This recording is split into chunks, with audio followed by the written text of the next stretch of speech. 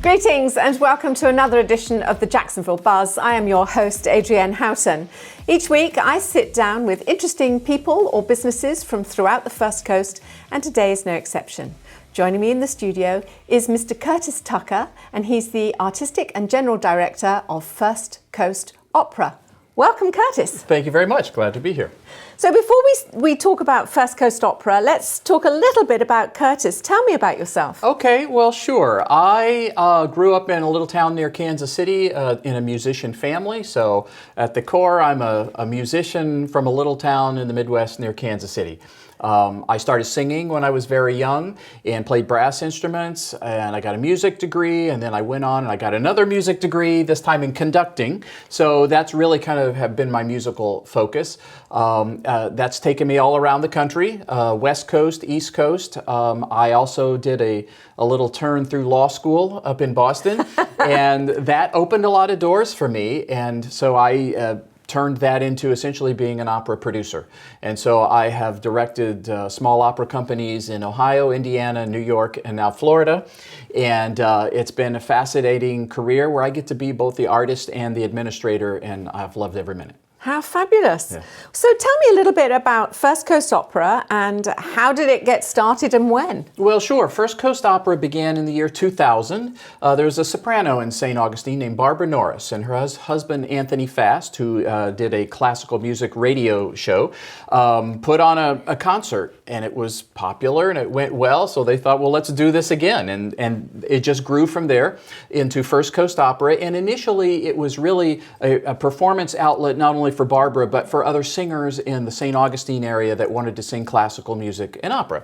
And so they would do programs. They do concerts and recitals. They do full productions sometimes. And Barbara and Anthony ended up moving out of state 10 years later, but by then it was a nonprofit organization, had a board of directors, and so they had to figure out how to keep things going, which they did for a while, and ultimately decided they wanted to hire someone that could help them grow the company and knew how to do that. And you know, timing is everything. I was at a point where I'd been running a summer opera festival in upstate New York, Opera Saratoga, and was in the process of leaving that and deciding that maybe after 10 years in upstate New York, the warm, like so many people, the warmer climates in Florida sounded attractive, and so everything just kind of worked out for me to start working with First Coast Opera. That was 2014.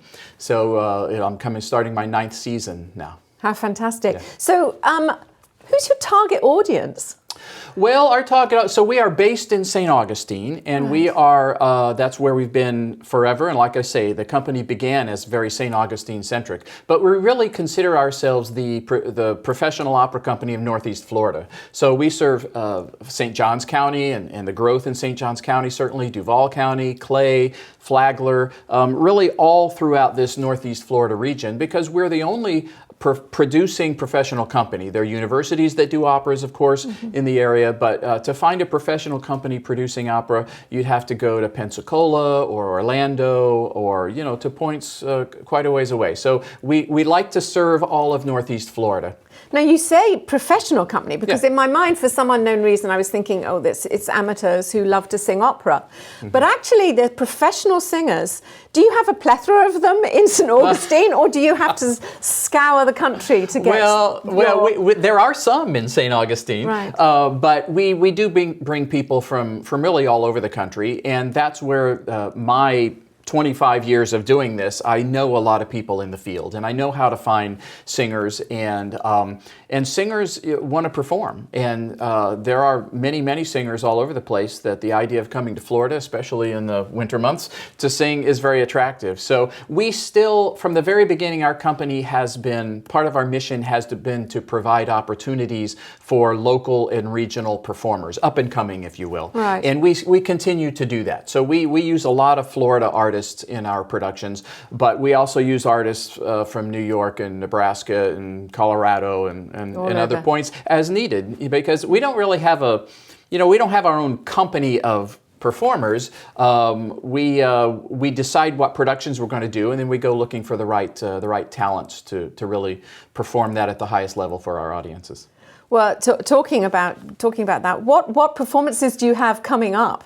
Well, we're about to start our 23rd season. We begin in October with a program we're calling Bon Appetit. And Bon Appetit has a double bill of an opera by that title by Lee Hoybe called Bon Appetit, which is a setting of Julia Child making a chocolate cake. It's actually the script of one of her television shows. This sounds like a modern opera. Well, it was written in the 20th century, certainly, and it's a bit of a novelty piece, but we're pairing that with an opera by Bizet of Carmen fame. This was the first opera he wrote when he was 18 years old, called Le Docteur Miracle, the Doctor Miracle. And it also has a food component to it. So you see there's a bit of a theme to this Bon Appetit. And we have a catered dinner for the program. So it's a dinner opera event, and we'll do that 2 performances in October. We follow that on New Year's Eve and New Year's Day with the traditional New Year's production of Die Fledermaus, the Johann Strauss Viennese operetta, which that'll be our biggest production of the year. We did La Traviata in that slot last year, and it'll be Die Fledermaus this year, which will be great fun. It's comedy. We're going to do that one in English so that the comedy is so much more accessible. I could keep asking you questions, and there's so much, but we're running out of time. I understand. So how do we find out about where to get hold of you and find tickets? Sure. The best way is just to go to our website. It's firstcoastopera.com. And information about all of the productions are there, including another production we'll have in February. That's also where you buy tickets through the ticketing link there. And there's information about the company and the artists and just everything we're up to. Wonderful. Curtis, thank you so much for coming in. It's my pleasure. And don't forget, if you'd like to know any more information, whether you're a true seasoned veteran of the opera or a rookie, then you can also find it at iwantabuzz.com as well as firstcoastopera.com. Thank you very much for watching.